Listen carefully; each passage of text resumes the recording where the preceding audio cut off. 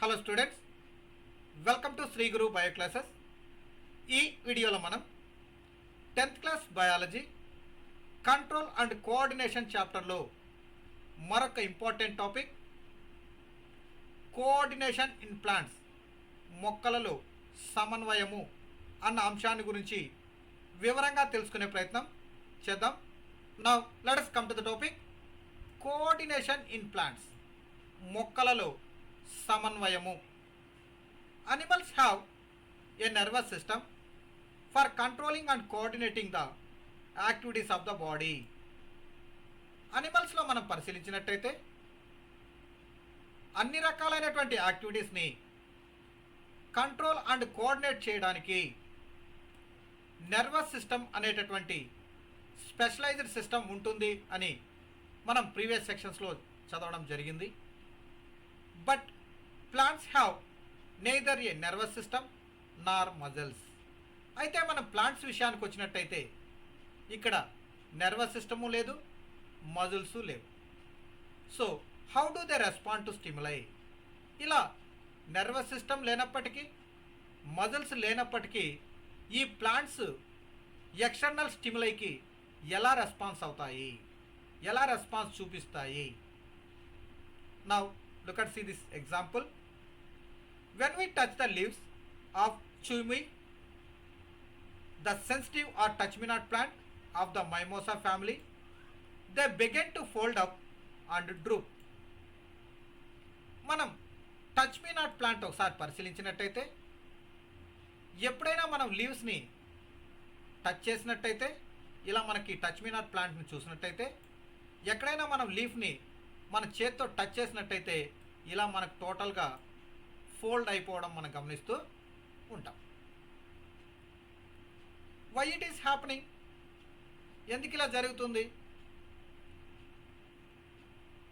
When a seed germinates, the root goes down, the stem comes up into the air. What happens? అదేవిధంగా మనం ఒక విత్తనాన్ని నాటినప్పుడు ఎప్పుడైతే అది జర్మినేట్ అవుతుందో అప్పుడు మనం పరిశీలించినట్టయితే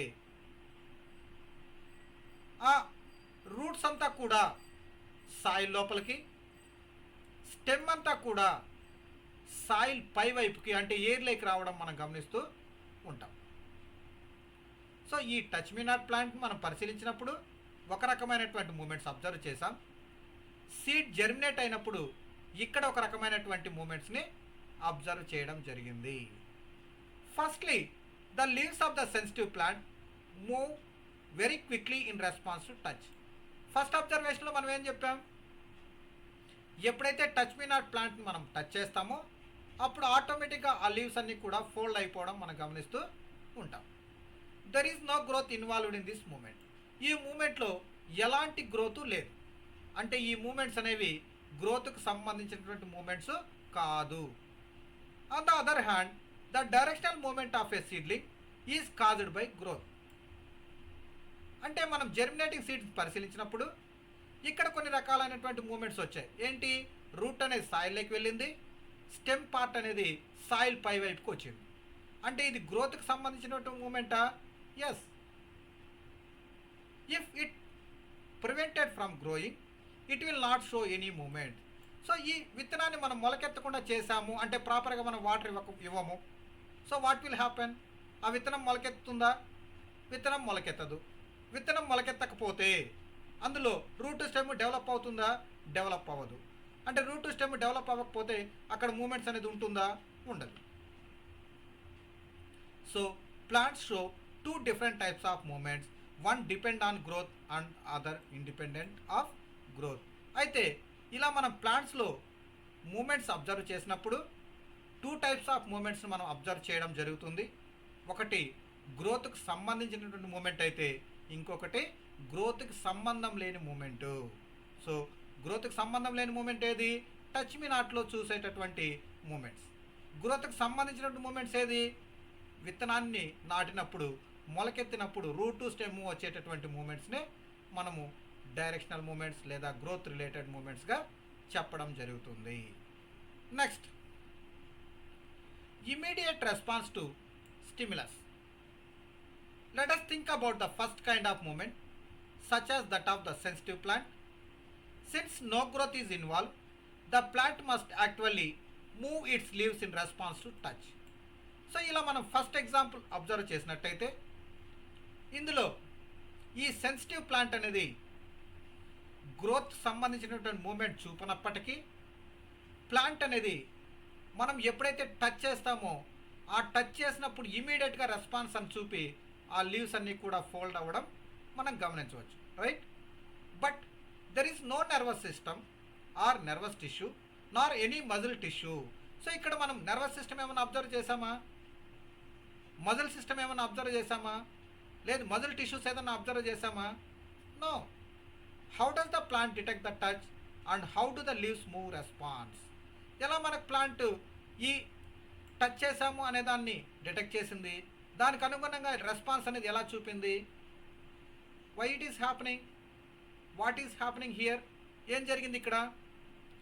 if we think about where exactly the plant is touched and what part of the plant actually moves, it is apparent that movement happens at a point different from the point of touch. So ఇప్పుడు మనం ఈ ప్లాంట్ని కేర్ఫుల్గా observe చేసినట్టయితే ఎక్కడైతే మనం touch చేస్తామో అక్కడ కాకుండా మిగతా ఏరియాస్లో కూడా ఆ రెస్పాన్స్ అనేది మనం అబ్జర్వ్ చేయడం జరిగింది. ఫర్ ఎగ్జాంపుల్ మనం ఈ ప్లాంట్లో ఇక్కడ టచ్ చేసామనుకోండి, ఇక్కడ చూడండి, ఇక్కడ టచ్ చేస్తే కూడా టోటల్గా ఈ లీవ్స్ అన్నీ కూడా మనకు ఫోల్డ్ అయిపోవడం మనం గమనిస్తూ ఉంటాం. అంటే మనం టచ్ చేసింది ఒక ప్లేస్లో, ఆ రెస్పాన్స్ చూపించింది మిగతా ప్లేసెస్లో కూడా ఆ రెస్పాన్స్ అనేది మనం చూడడం జరుగుతుంది. So information that A touch has occurred must be communicated. అంటే మనం ఎక్కడైతే టచ్ చేసామో ఆ పార్ట్ నుంచి ఇన్ఫర్మేషన్ అనేది ఏమైంది, మిగతా సరౌండింగ్ సెల్స్కి కూడా స్ప్రెడ్ అయింది, కమ్యూనికేట్ అయింది. The plants also use electrical chemical means to convey this information from cell to cell, but unlike in animals, there is no specialized tissues in plants for the conduction of information. So ఇలా మనము ఒక చోట touch చేస్తే మిగతా చోటంతా ఎలా fold అయింది అని మనము అబ్జర్వ్ చేసినట్టయితే ప్లాంట్స్లో కూడా ఎలక్ట్రికల్ కెమికల్స్ అనేటటువంటి సిగ్నల్స్ ప్రొడ్యూస్ అయ్యి, ఎక్కడ ప్రొడ్యూస్ అవుతాయి? ఇవి ఒక సెల్స్లో ప్రొడ్యూస్ అయ్యి మిగతా సెల్స్కి వాటి యొక్క సరౌండింగ్ సెల్స్కి స్ప్రెడ్ అవ్వడం జరుగుతుంది.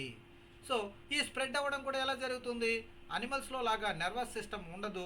సో ఈ సెల్ నుంచి ఒక సెల్కి, ఇంకో సెల్ నుంచి ఇంకో సెల్కి, ఇలా సెల్ టు సెల్ కమ్యూనికేషన్ అనేది జరిగి ఈ ఇన్ఫర్మేషన్ మొత్తం ఆ ఏరియా మొత్తము స్ప్రెడ్ అవ్వడం జరుగుతుంది.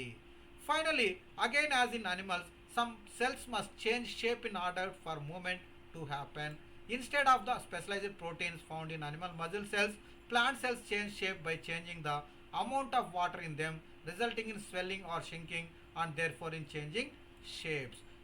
సో మనం అనిమల్స్ విషయానికి వచ్చినట్టయితే అనిమల్స్లో ఈ ఎలక్ట్రికల్ సిగ్నల్స్ అంతా కూడా జనరేట్ అవ్వడం వల్ల, ఈ సిగ్నల్స్ అంతా కూడా మజిల్స్కి వెళ్ళడం వల్ల మజిల్స్లో ఉన్నటువంటి proteins contraction and relaxation process జరగడం వల్ల మూమెంట్స్ అనేవి జరగడం మనం గమనిస్తూ ఉంటాం.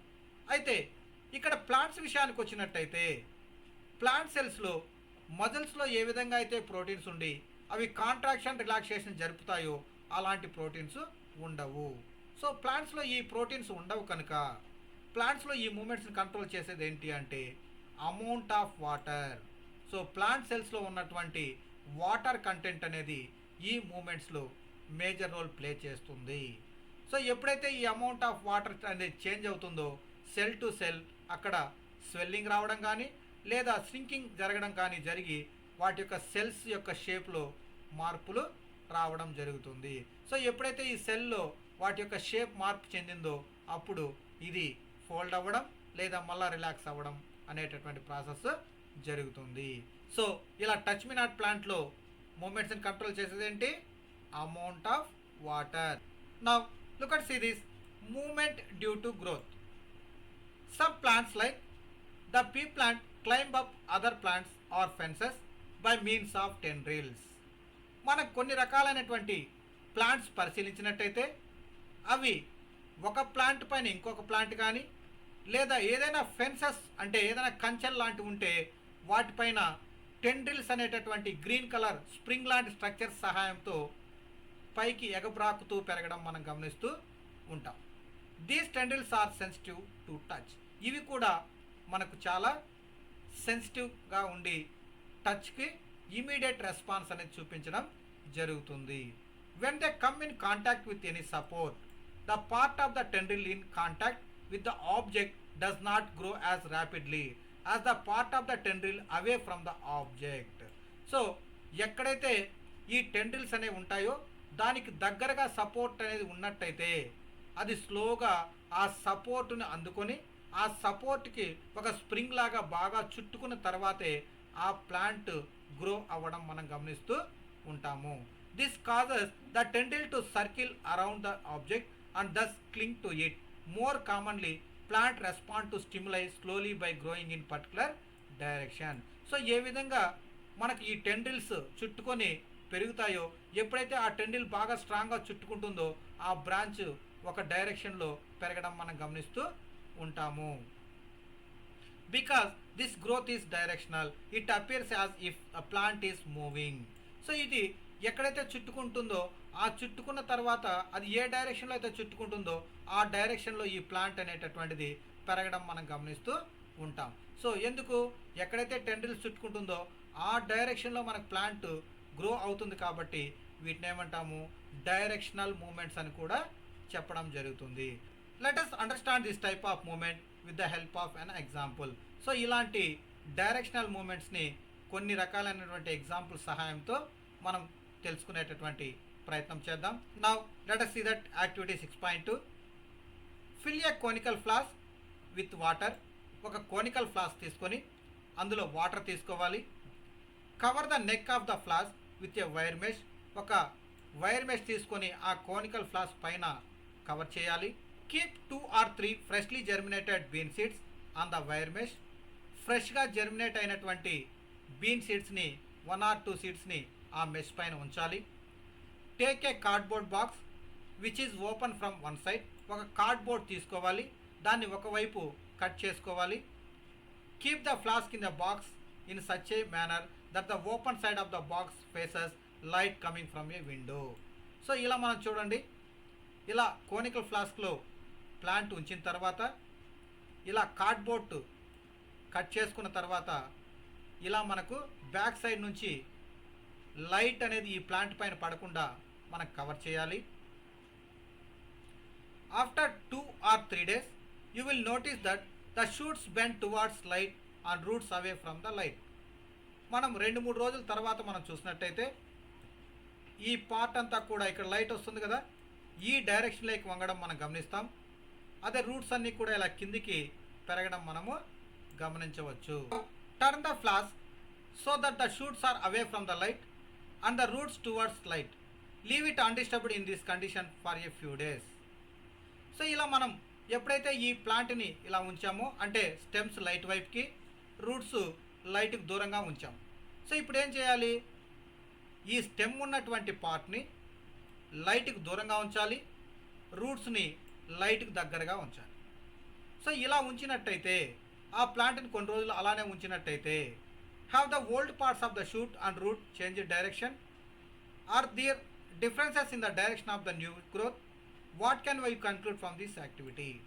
సో ఎప్పుడైతే మనము ఈ ప్లాంట్ని బ్రాంచెస్ని లైట్ వైపు కాకుండా లైట్ లేనటు వైపు ఉంచామో, రూట్స్ని లైట్ వైపు ఉంచామో, ఇక్కడ చూడండి ఇది ఓల్డ్ బ్రాంచ్, అంటే మనకు ఫస్ట్ పెరిగినటువంటి బ్రాంచ్. తర్వాత ఇప్పుడు లైట్కి దూరంగా ఉంచినప్పుడు ఇక్కడ నుండి పెరిగింది, అంటే ఈ పార్ట్ ఏమైంది, ఇలా పెరగాలి యాక్చువల్గా అయితే, కానీ అదేమైంది ఇలా లైట్ ఎటువైపుకు ఉంటే అటువైపు పెరగడం మనం గమనించవచ్చు. అదేవిధంగా ఈ రూట్స్ చూడండి, జనరల్గా అయితే ఇలా పెరగాలి. సో కానీ ఇక్కడ ఏమైంది, ఇక్కడ కిందికి అంటే డౌన్వర్డ్ డైరెక్షన్లో మనము పెరగడం మనం గమనించవచ్చు. అంటే ఈ స్టెమ్స్ ఎప్పుడు ఎలా పెట్టినా కూడా ఈ స్టెమ్స్ అనేవి లైట్ వైపుకి, రూట్స్ అనేవి రూట్ వైపుకి పెరగడం మనము గమనించవచ్చు. Environmental triggers such as light or gravity will change the directions that plant parts grown in. ఎందుకు ఇలా మనకు లైట్కు దూరంగా కూడా స్టెమ్ పెట్టినట్టయితే లైట్ ఎటువైపు ఉంటే అటువైపుకే స్టెమ్ పెరగడం, లైట్కి దగ్గరగా రూట్స్ ఉంచినా కూడా లైట్స్కు దూరంగా మనకు ఈ రూట్స్ అనేవి పెరగడం ఎందుకు జరిగింది ఇలా? ఎన్విరాన్మెంట్లో ఉన్నటువంటి లైట్ అండ్ గ్రావిటీ అనేటటువంటిది ఆ డైరెక్షన్స్ని చేంజ్ చేయడం జరిగింది. సో ఇలా డైరెక్షన్స్ చేంజ్ అవ్వడం వల్ల ప్లాంట్ అనేటటువంటిది డైరెక్షనల్ లేదా ట్రోపిక్ మూమెంట్స్ అనేటటువంటి మూమెంట్స్ని జరపడం జరిగింది. సో ఎప్పుడు మనం లైట్కి దూరంగా పెడితే కూడా ఈ బ్రాంచెస్ అనేవి లైట్ ఎటువైపు ఉంటే అటువైపుకి రూట్స్ అనేవి లైట్కి దూరంగా పెరగడం మనం గమనించవచ్చు.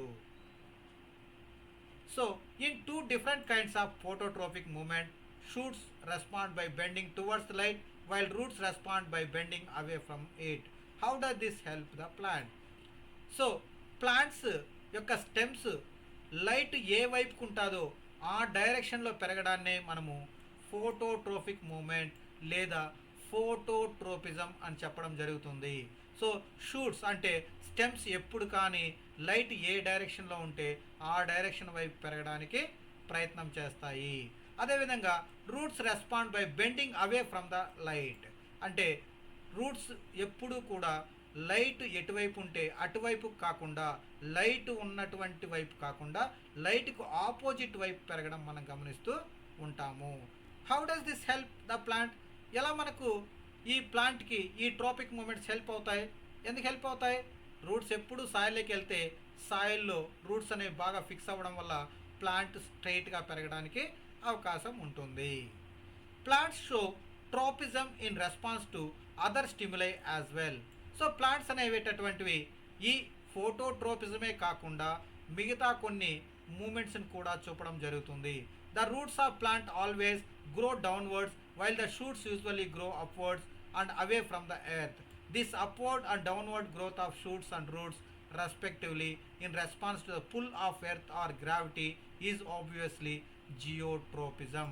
సో ఇలా మనకు లైట్ ఎటువైపుకు ఉంటే అటువైపుకు ప్లాంట్స్ గ్రో అయితే దాన్ని ఫోటోట్రోపిజం అంటాం. అదేవిధంగా లైట్ లేనటు వైపుకి అంటే గ్రావిటేషనల్ ఫోర్స్ ఉన్నటువంటి వైపుకి రూట్స్ డౌన్వర్డ్ మూమెంట్ చూపడం జరుగుతుంది.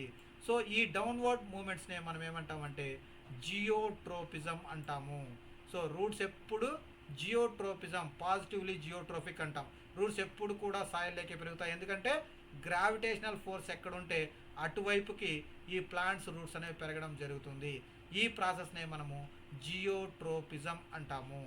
If hydro means water and chemo refers to chemicals, what would hydrotropism and chemotropism means? So ఇలా మనకు ప్లాంట్స్లో ఫోటోట్రోపిజం అంటే లైట్ వైపుకు పెరిగాయి, జియోట్రోపిజం అంటే గ్రావిటేషనల్ ఫోర్స్ ఎక్కడుంటే అటువైపుకు పెరిగాయి. అదేవిధంగా ఇక్కడేముంది హైడ్రో మీన్స్ వాటర్ ఎటువైపుకు ఉంటే అటువైపుకు ప్లాంట్స్ పెరగడం మనము గమనిస్తూ ఉంటాము. అదేవిధంగా chemo refers to chemicals. So chemotropism means chemicals ఏదైనా ప్రొడ్యూస్ అయినట్టయితే ఆ కెమికల్స్ ఎటువైపు ఉంటాయో అటువైపుకు మనకు ప్లాంట్స్ గ్రోత్ అనేది జరగడం జరుగుతుంది. సో ఇలా హైడ్రో అంటే వాటర్కి సంబంధించినటువంటి మూమెంట్స్, దట్ మీన్స్ హైడ్రోట్రోపిజం. అదే కీమో మీన్స్ కెమికల్కి సంబంధించినటువంటి మూమెంట్స్, దీన్నే మనము కీమోట్రోపిజం అంటాము. Can we think of examples of these kinds of directional growth movements? One example of chemotropism is the growth of pollen tubes towards the ovule, about which we will learn more when we examine the reproductive process of living organisms. So ఈ కీమోట్రోపిజంకి ఎగ్జాంపుల్గా మనం చెప్పుకున్నట్టయితే పోలన్ grains ఎప్పుడైతే ఈ stigma పైన పెడతాయో stigma పైన పడినటువంటి పోలన్ grains ఓవిల్ ఎక్కడుంటే అటువైపుకి germinate అవ్వడం, పోలన్ ట్యూబ్ పెరగడం మనం గమనిస్తూ ఉంటాం. సో ఈ ప్రాసెస్ అంతా కూడా మనకు రీప్రొడక్షన్ ఇన్ ప్లాంట్స్ ఆ టాపిక్లో మనకు క్లియర్గా ఎక్స్ప్లెయిన్ చేయడం జరుగుతుంది. సో జనరల్గా మనకి ఇక్కడ ప్లాంట్స్లో చూసినట్టయితే ఎన్ని రకాల మూమెంట్స్ ఉన్నాయి? ఇక్కడ ఫోటోట్రోపిజం అంటే లైట్ ఎటువైపుకుంటే అటువైపు బ్రాంచెస్ వెళ్తే దాన్ని ఫోటోట్రోపిజం అంటాం. జియోట్రోపిజం అంటే ఏంటి? సాయిల్లోకి రూట్స్ పెరగడాన్నే మనం జియోట్రోపిజం అంటాం. హైడ్రోట్రోపిజం అంటే ఏంటి? వాటర్ ఎటువైపుకుంటే అటువైపుకి ప్లాంట్ మూమెంట్స్ చూపిస్తుంది. అదే కీమోట్రోపిజం అంటే ఏంటి? కెమికల్స్ ఎక్కడైతే ఉంటాయో అటువైపు ప్లాంట్ మూమెంట్ చూపిస్తే దాన్ని కీమోట్రోపిజం అంటాము. అంటే ప్లాంట్స్లో ఫోటోట్రోపిజం, కీమోట్రోపిజం, హైడ్రోట్రోపిజం, జియోట్రోపిజం అనేటటువంటి ట్రోపిక్ మూమెంట్స్ అనేటటువంటివి మనం గమనిస్తూ ఉంటాము. Let us now once again think about how information is communicated in the bodies of multicellular organisms. The movement of this sensitive plant in response to touch is very quick. The movement of sunflower in response to day or night, on the other hand, is quite slow. Growth related movement of plants will be even slower. So ఇప్పుడు మనము ఏదైనా information multi seller ఆర్గానిజమ్స్లో తీసుకున్నట్టయితే ఇది చాలా ఫాస్ట్గా ఉంటుంది. The movement of the sensitive plant in response to touch is very quick. So అదేవిధంగా మనం ప్లాంట్స్లో తీసుకున్నట్టయితే మన టచ్ మీ నాట్ ప్లాంట్లు ఏంటి, మనం ముట్టుకోగానే ఆకులు ముడుచుకున్నాయి అంటే ఇక్కడ రెస్పాన్స్ అనేది చాలా ఫాస్ట్గా జరిగింది. The movement of sunflowers in response to day or night, మనం సన్ఫ్లవర్ ప్లాంట్స్లో చూసినట్టయితే కొద్దిగా స్లోగా అనేటటువంటి ఈ మూమెంట్స్ అనేవి జరగడం జరుగుతుంది. అదేవిధంగా growth related movements of plants will be even slower. So అదేవిధంగా ప్లాంట్స్లో గ్రోత్కి సంబంధించినట్టు మూమెంట్స్ అబ్జర్వ్ చేసినట్టయితే చాలా స్లోగా జరగడం మనము గమనిస్తూ ఉంటాము. అంటే ప్లాంట్స్లో క్విక్ రెస్పాన్స్ ఉంటుంది, కొద్దిగా లేట్గా జరిగే రెస్పాన్స్ ఉంటుంది, వెరీ లేట్గా జరిగేటటువంటి రెస్పాన్స్ అనేటటువంటివి ఉంటాయి. Even in animal bodies there are carefully controlled directions to growth. So మనము అనిమల్స్లో వాటి యొక్క బాడీలో అబ్జర్వ్ చేసినట్టయితే our arms and fingers grow in certain directions, not haphazardly. So అస్తవ్యస్తంగా కాకుండా ఒక క్రమ పద్ధతిలో మన బాడీలో పార్ట్స్ కూడా పెరగడం మనం గమనిస్తూ ఉంటాం. So controlled movements can be either slow or fast. So ఈ మూమెంట్స్ తీసుకున్నట్టయితే మల్టీ సెల్లర్ ఆర్గానిజమ్స్ అనేటువంటి ప్లాంట్స్లో కానీ అనిమల్స్లో కానీ కొన్ని రకాలైనటువంటి మూమెంట్స్ ఫాస్ట్గా ఉంటాయి, కొన్ని రకాలైనటువంటి మూమెంట్స్ స్లోగా ఉంటాయి. If fast responses to stimuli are to be made, information transfer must happen very quickly.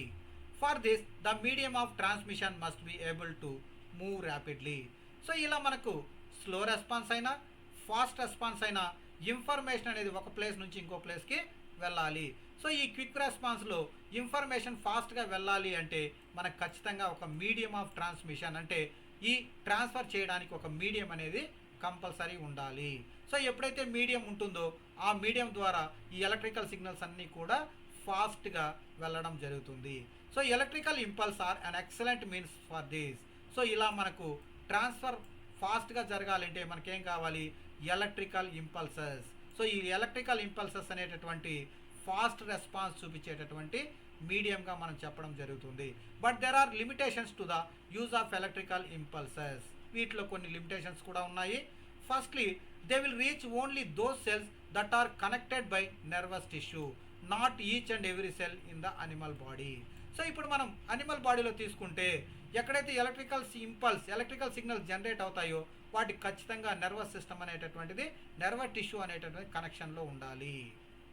Secondly, once an electrical impulse is generated in a cell and transmitted, the cell will take some time to reset its mechanism before it can generate and transmit a new impulse.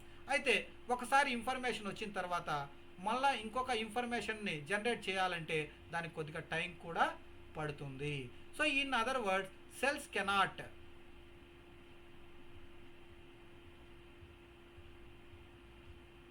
Continually create and transmit electrical impulses. So ఈ విధంగా ఒక medium ఉండాలి, ఆ medium కూడా nervous సిస్టమ్కి connect అయి ఉండాలి. ఈ కనెక్ట్ అయిన తర్వాత కూడా ఒక రెస్పాన్స్కి ఇంకొక రెస్పాన్స్కి కొద్దిగా టైం అనేటటువంటిది ఉంటుంది. It is thus no wonder that most multicellular organisms use another means of communication between cells, namely chemical communication. So ఈ విధంగా నర్వస్ సిస్టమ్ న్యూరాన్స్ ద్వారా ఇలా కొన్ని మనకు లిమిటేషన్స్ ఉన్నాయి కాబట్టి ఈ లిమిటేషన్స్ను ఓవర్కమ్ చేసి ప్లాంట్స్లో కానీ అనిమల్స్లో కానీ ఇమీడియట్గా రెస్పాన్స్ అవ్వడానికి కొన్ని రకాలైనటువంటి మోడ్స్ ఉన్నాయి. దాన్నే మనము కెమికల్ కమ్యూనికేషన్ సిస్టమ్ అంటాము. Chemical communication system. If instead of generating an electrical impulse, stimulated cells release a chemical compound. This compound would diffuse all around the original cell. If other cells around have the means to detect this compound using specialized molecules on their surfaces, then they would be able to recognize information and even transmit it. So ఇలా మనకు ఈ electrical signals అంతా కూడా transfer అవ్వాలంటే ఒక medium ఉండాలి, ఇవి మళ్ళీ కొద్దిగా గ్యాప్ ఉంటుంది. ఇలాంటివన్నీ ఓవర్కమ్ చేయడానికి కెమికల్ కాంపౌండ్స్ అనేటటువంటివి కొన్ని సెల్స్లో రిలీజ్ అయ్యి ఈ కెమికల్ కాంపౌండ్స్ పక్క సెల్స్కి ట్రాన్స్ఫర్ అవ్వడం జరుగుతుంది. ఈ పక్క సెల్స్ పైన ఉన్నటువంటి కొన్ని సర్ఫేస్ మాలిక్యూల్స్ సహాయంతో అవి ఆ కెమికల్ రికగ్నైజ్ చేసి ఇవి కూడా రెస్పాండ్ అవ్వడం జరుగుతుంది. This will be slower of course, but it can potentially reach all cells of the body. Regardless of nervous connections and it can be done steadily and persistently. So ఈ రకమైనటువంటి information transfer అనేది slow అయినప్పటికీ ఖచ్చితంగా అన్ని సెల్స్కి కూడా information అనేది వెళ్తుంది. So communication అనేటటువంటిది జరుగుతుంది. These compounds are hormones used by multicellular organisms for control and coordination. So a great deal of diversity as would expect. So ఇలా మనకు ఈ కెమికల్ సబ్స్టెన్సెస్ని ప్రొడ్యూస్ అవ్వడం వల్ల మన బాడీలో కానీ లేదంటే ప్లాంట్ బాడీలో కానీ కొన్ని రకాలైనటువంటి కమ్యూనికేషన్స్ అనేవి జరగడం జరుగుతుంది. సో ఈ కమ్యూనికేషన్స్ జరిగేటటువంటి కెమికల్స్నే మనము హార్మోన్స్ లేదా కాంపౌండ్స్ అంటాము.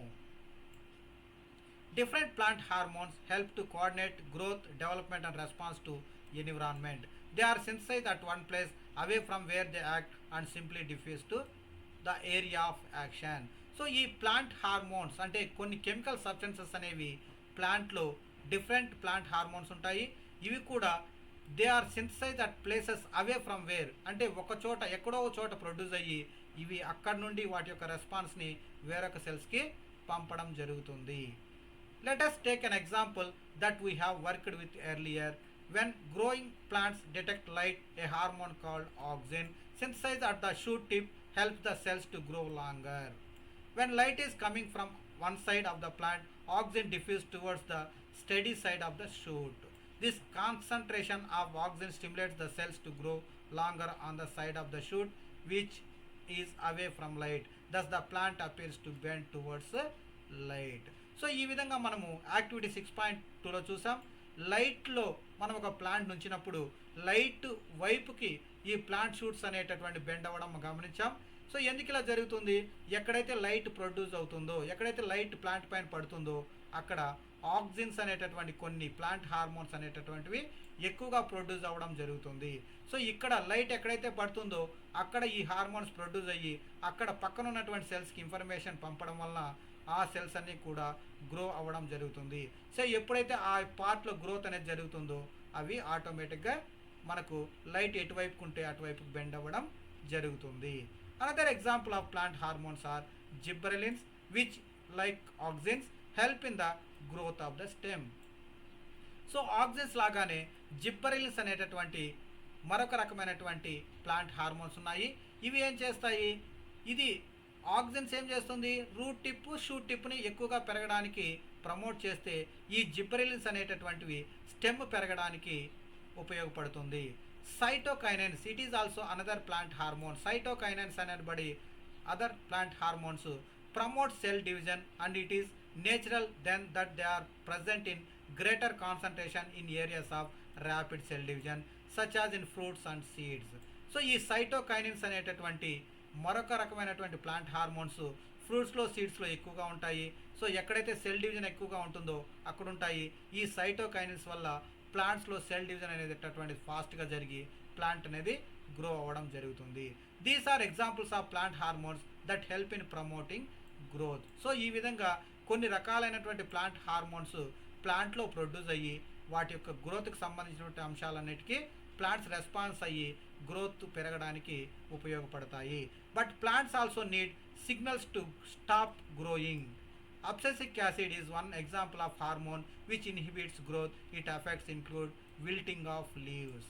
సో ఎప్పుడు ప్లాంట్ పెరుగుతూ పోతూ ఉంటే దానికి చాలా వరకు నష్టాలు కూడా ఉంటాయి. సో అప్పుడప్పుడు ప్లాంట్ని అంటే గ్రోత్ని స్టాప్ చేయడానికి ఒక ప్లాంట్ హార్మోన్ ఉంటుంది. దాన్నే మనము అబ్సెసిక్ యాసిడ్ అంటాం. ఈ అబ్సెసిక్ యాసిడ్ సహాయంతో ప్లాంట్ గ్రోత్ అనేటటువంటిది కంట్రోల్ చేయబడుతుంది. సో ఎలా కంట్రోల్ చేయబడుతుంది? It effects including wilting of leaves. So leaves పెరగకుండా దాని తొందరగా పండాకులు పడిపోయి ఎండిపోయి రాలిపోయేటట్టుగా చేస్తుంది. ఎప్పుడైతే లీవ్స్ రాలిపోతూ ఉంటాయో అప్పుడు ప్లాంట్స్ గ్రోత్ అనేటటువంటిది తగ్గుతూ ఉంటుంది. సో ఈ విధంగా ప్లాంట్లో గ్రోత్ పెరగడానికి కొన్ని హార్మోన్స్ ఉంటాయి. ప్లాంట్ గ్రోత్ స్టాప్ చేయడానికి ఈ అబ్సెసిక్ యాసిడ్ అనేటటువంటి హార్మోను హెల్ప్ చేస్తుంది. ఇది స్టూడెంట్స్ కోఆర్డినేషన్ ఇన్ ప్లాంట్స్, మొక్కలలో సమన్వయము. ఇది స్టూడెంట్స్ ఈరోజు టాపిక్. ఇందులో ఏదైనా సందేహాలు ఉన్నట్టయితే మీరు కామెంట్ సెక్షన్లో కామెంట్ చేయండి, లేదా శ్రీగురు బయోక్లాసెస్@gmail.comకు మెయిల్ కూడా చేయొచ్చు. Thank you for watching.